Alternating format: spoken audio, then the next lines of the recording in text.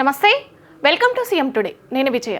అయితే జనసేన పార్టీ కోసం ఎన్నో ఏళ్లుగా కష్టపడుతున్న నాగబాబు, జనసేన పార్టీ ప్రధాన కార్యదర్శిగా వ్యవహరిస్తున్న నాగబాబుని ఎమ్మెల్సీ అభ్యర్థిగా ప్రకటించినట్టు తెలుస్తుంది. మనకి అధికారికంగా ప్రకటన వచ్చినట్టయితే తెలుస్తుంది. చూడొచ్చు మనం ఇక్కడ. అయితే మొత్తం 5 స్థానాల్లో ఎమ్మెల్సీ స్థానాలు ఖాళీగా ఉన్నప్పటికీ ఎమ్మెల్యే కోట ఎమ్మెల్సీ స్థానంలో ఒకటికి ఇప్పుడు నాగబాబు అభ్యర్థిగా ప్రకటించినట్టు తెలుస్తుంది. మొత్తానికైతే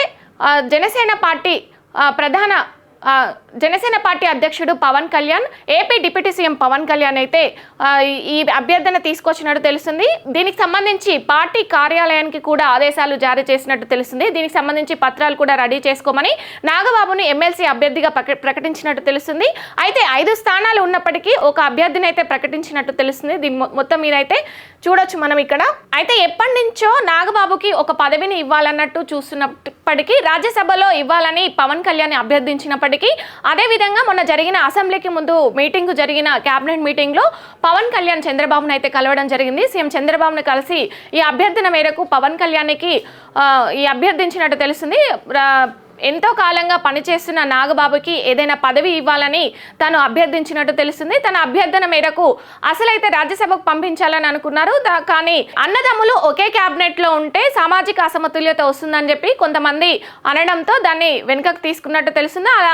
అలాగే వివిధ పదవులకైతే నాగబాబుని పంపించాలని చూశారు. కానీ ఎమ్మెల్యే కోటాలో ఎమ్మెల్సీ ఇవ్వడం అయితే జరిగింది. దీనికి సంబంధించి మనం చూడొచ్చు. అభ్యర్థన కూడా వెల్లడించినట్టు తెలుస్తుంది. అధికారికంగా ప్రకటన వచ్చింది. అయితే ఎమ్మెల్సీ కోటాలో 5 స్థానాలు ఉన్నప్పటికీ అయితే ఒకరైతే ఖరారైనట్టు తెలుస్తుంది. మిగిలిన 4 స్థానాల్లో బీజేపీ కూడా టికెట్ అడుగుతున్నప్పటికీ బీజేపీకి ఇచ్చే అవకాశాలు అయితే కనిపించట్లేదు. టీడీపీ నుంచి మరీ ముగ్గురిని ప్రకటిస్తారా ఏంటి అని చూడాలి.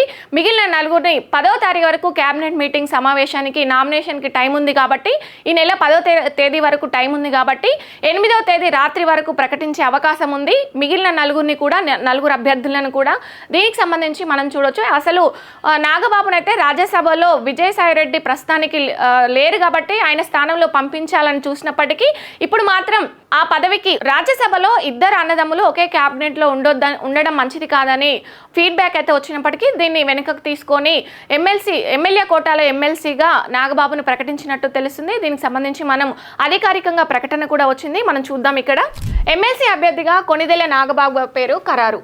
శాసనసభ్యుల కోటాలో నిర్వహించే ఎమ్మెల్సీ ఎన్నికలకు కూటమిలో భాగంగా జనసేన అభ్యర్థిగా శ్రీ కొణిదెల నాగబాబు గారి పేరును పార్టీ అధ్యక్షులు శ్రీ పవన్ కళ్యాణ్ గారు ఖరారు చేశారు. పార్టీ రాష్ట్ర ప్రధాన కార్యదర్శిగా శ్రీ నాగబాబు గారు సేవలందిస్తున్నారు. ఎమ్మెల్సీ అభ్యర్థిగా నామినేషన్ దాఖలు చేయాలని శ్రీ నాగబాబు గారికి సమాచారం ఇచ్చారు. నామినేషన్కు అవసరమైన పత్రాలను సిద్ధం చేయాలని పార్టీ కార్యాలయాన్ని శ్రీ పవన్ కళ్యాణ్ గారు ఆదేశించారు. దీనికి సంబంధించి పి హరిప్రసాద్ గారు అధికారికంగా ప్రకటించినట్టు తెలుస్తుంది.